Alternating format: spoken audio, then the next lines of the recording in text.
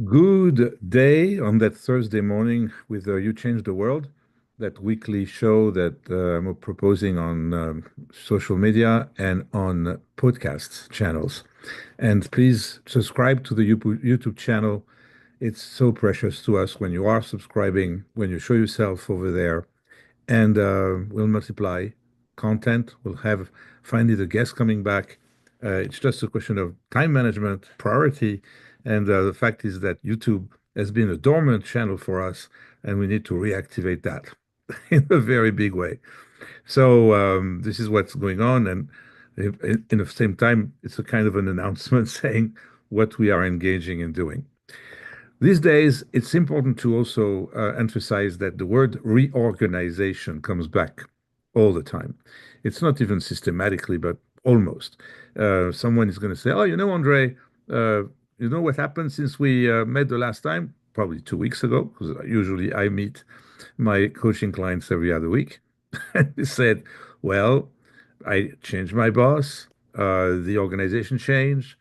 I got a proposal from the top management to just accept this job, but it's going to be a higher position than my current boss. And if it's a higher position than my current boss, what do I do about it? Etc., etc. Not what do I do about it? How do I communicate?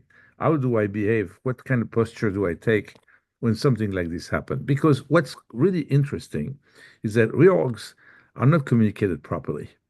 Reorgs is almost like the clarity in general that has not been very much the star in the corporate environment for the last what? Since COVID, the VUCA, volatility, uncertainty, complexity, ambiguity, VUCA, right? And this, from my sense of it, is that for some reason it can be also somehow a boundary, a cover to some extent. If we don't, we're not really knowing what we're doing or what we're deciding, or something has to rush to communicate something to someone, then we'll maintain it ambiguous because that's the only way I can buy some time until I might be a little bit more clear. What is it that I'm talking about? Talking about reorgs, uncertainty, and how to create, when you are a leader, some safety around you, what we call the psychological safety. And this is not, those generic words that we use just to call them by a name. It's definitely an effort. You have to be proactive about it. You have to be aware. And this self-awareness about how you're capable of conveying this. And I think that the engine behind all of this is definitely a growth mindset. It's definitely positivity. And if you don't use those as your resources to be convincing, to be inspiring, to be a leader that leads by model, because you have this mindset, usually people will feel that same way. It's contagious. When you're positive, when you see the positive angle, because there's always a positive angle to everything, at the end of the day, a reorg can be beneficial to all the people involved.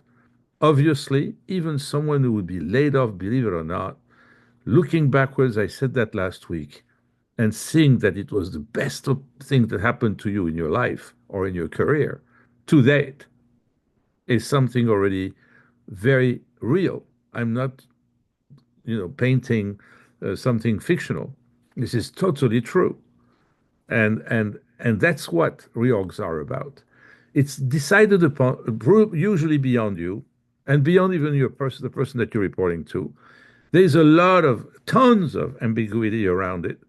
People don't know how to express it or formulate it. And you know what is the other interesting phenomena that you can really almost generalize is that when there is an acquisition, the post aspect of acquisition requires what we call integration. This is not happening overnight, but furthermore, it's something that companies don't know how to do very well, especially in the buying company. So now you're the acquired company, and you're part of all these people who are wondering what's going to happen to them with the new ownership. Yeah, there will be redundancies, and yes, some people will be laid off. So the first reaction to have with positive mindset is your survival, is your well-being. So obviously, when this is coming, yeah, you need to be prepared. You need to back it up. You need to be marketable. Yeah. And maybe all the time, like a maintenance, like an insurance policy. Why not?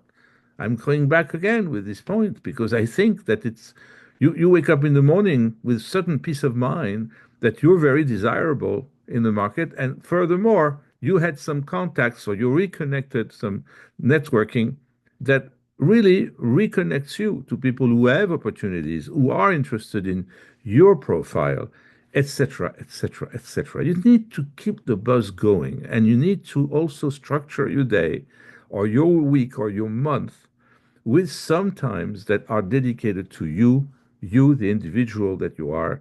You are on your own, you own your destiny. I repeat it all the time. But when there is a reorg, where there is uncertainty, how is it happening?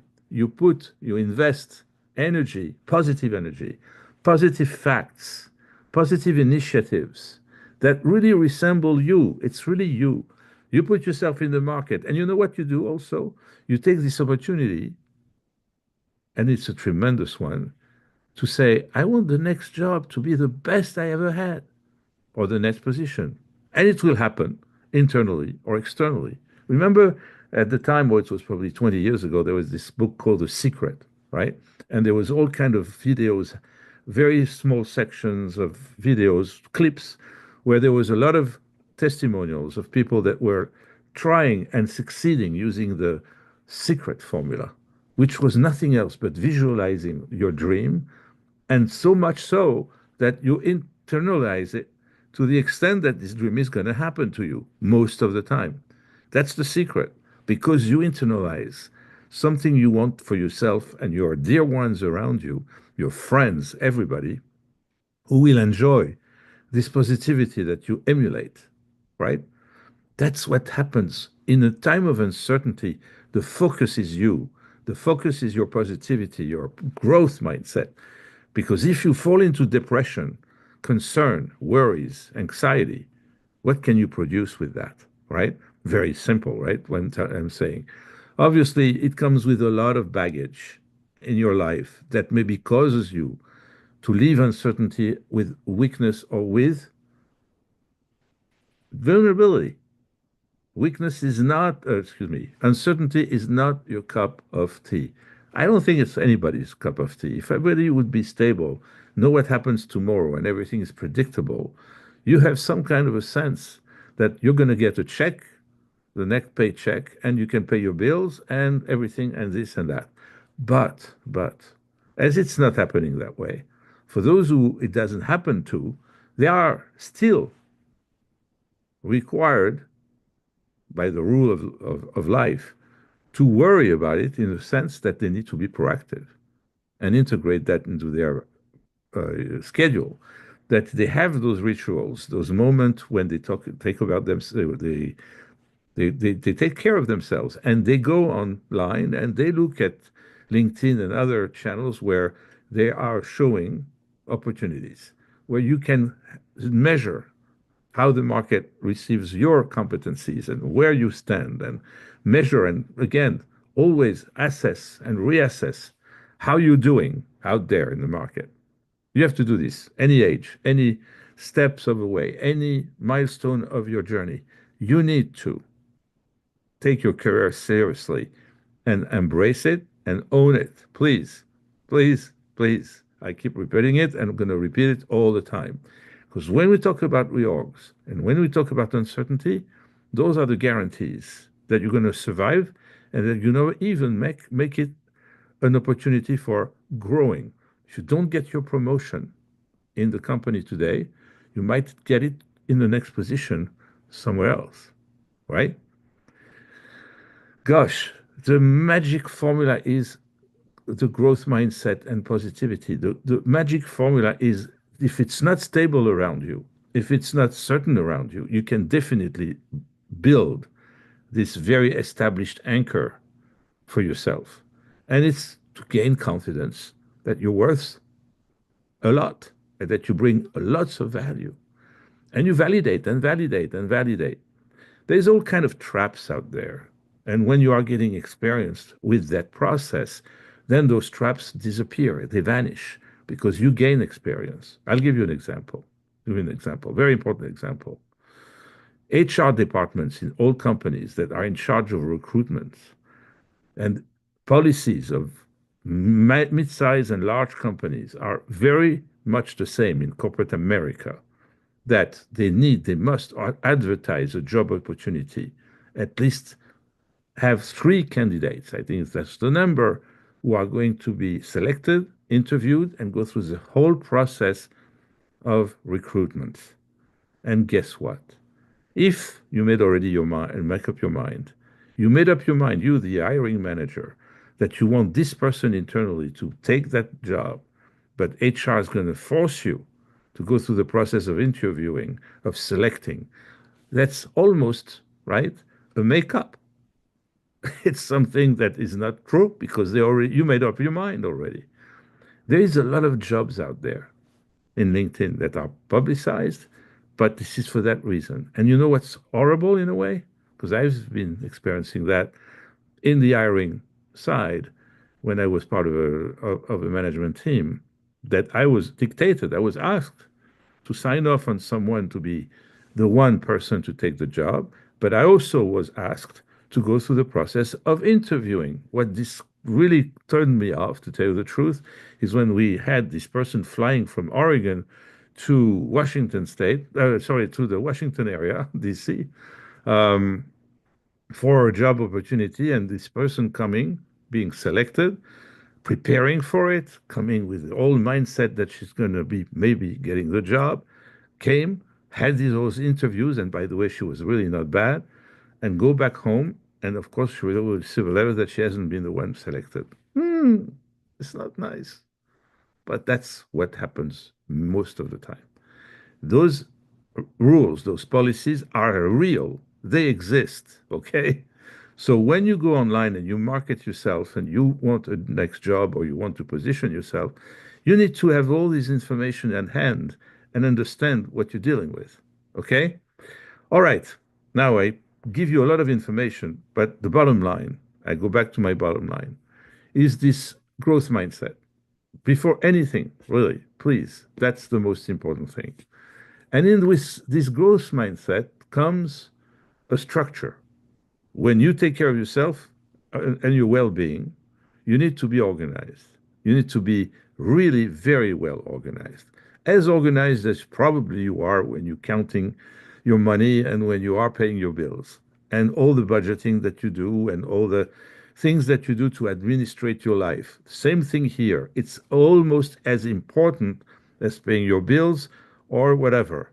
It's you in the marketplace. You need to be serious about it. You need to consider it. Do not be complacent about where you are because those reorgs are happening in a very fast and a very intense cadence these days, I have to say, right? It's always the same thing, by the way. It's been the same way all the time. But maybe here a little bit more frequent, a little bit more spread out to the country and to all the industries combined, really. So acknowledge your uncertainty first, right? Focus on what you can control. That's number one. Number two, embrace this growth mindset I'm describing to you. It's positivity. It's willing to view changes as opportunities in your personal and your professional development. Something has to come here for yourself. I spend a lot of time as a coach, so maybe you should hire a coach and sometimes go to therapy, which is a total different area of exploring yourself and maybe going backwards and seeing what are the roots of your anxiety, because that is something that is going to be on the way for sure. You need to clean that up. And then that's again intensifying and getting you closer to a pure, genuine growth mindset, that positivity about yourself, about the situation, about that there is not a dead end here. It's not the end of the world. You need to really take care of yourself. Then the psychological safety is for your team when you're a leader. You need to encourage, empower, and that positivity of yours is contagious. you can definitely pass it over to everybody because you are sincere about it and because you use facts. You are focusing and putting the light, the spotlight on things that highlighting or spotlighting what is really positive in the story because you know it, because you defined it, because you found out about what it is. So you have your intelligence to do that judgment, to make that selection, to focus and eliminate what is ambiguous or what is negative. So I think that the last one I want to give you is to maintain communication as much as possible. Because what's the problem? What I said earlier of integrating a company to a new company when there is a buyout and it's a post merger situation is this lack of ability or agility that the buying company, whoever they are, they don't integrate very well the human side of things, the HR part of things. They integrate probably financially better, and they will identify redundancies because now that people are bought out, there is people who have similar positions as the parent company, the new parent company. Then there is also the cultural alignment, which is not a small thing. It takes a long time. You're going to get a new boss, the boss coming from the new company. Sometimes those acquisitions don't happen right away. It can take even a few years before they start kicking into your own life or the life of your division or your environment. So be aware of that. And then prioritize your well-being yourself and find all the support you need to have all the resources that you need and use those resources and be very serious about it, very disciplined about it. I think that's all I wanted to share with you. It's not the first time I'm saying those things, but I want to repeat them because I really see what's going on. I mean, this uncertainty is around, no question about it. And the VUCA, volatility, uncertainty, complexity and ambiguity is a culture almost. Since COVID, it's been something that was a result of COVID and becoming kind of a weapon for many people when they don't know how to communicate or to transit to this new shape of a company or a new organization, they maintain it ambiguous. Then you don't have much information as a leader. Your boss doesn't have much more than you. And then it becomes very confusing. So, how do you handle the day to day? And how do you empower and engage your team to be productive if there is all this kind of electricity in the air? That's the thing you are in charge of appeasing, of really naturally bringing to a certain balance because you believe, like I'm telling you, we are opening our eyes to the reality just with the spotlight on the positivity. It's not the end of the world. We have still a job to do. There is still clear, objectives. Maybe it's a good time also to emphasize clarity. Revisit how people understand their own job description and how their roles play into your team. Emphasize that and really, in fact, not only emphasizing, maximizing the communication, sometimes making the caricature and exaggerating it. That's really an advice from a coach that sees every day people panicking or getting very anxious because it's totally comprehensible that people get through this phase of uncertainty and unclarity and become extremely concerned.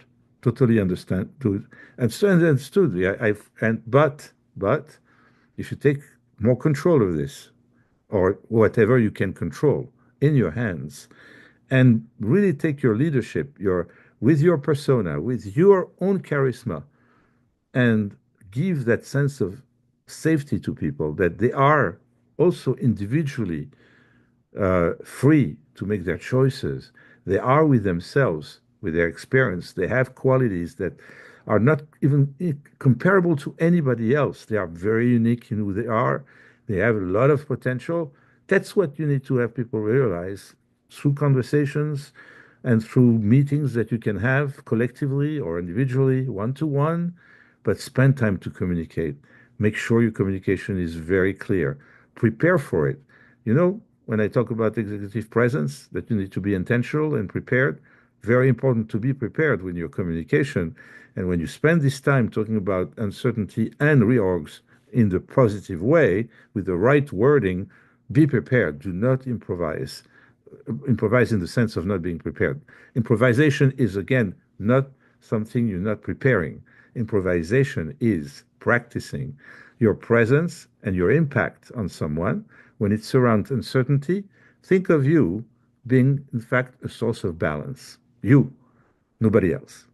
Thank you very much for listening and see you next week, hopefully on other topics that are still very interesting, but a little bit more, I would say, shining.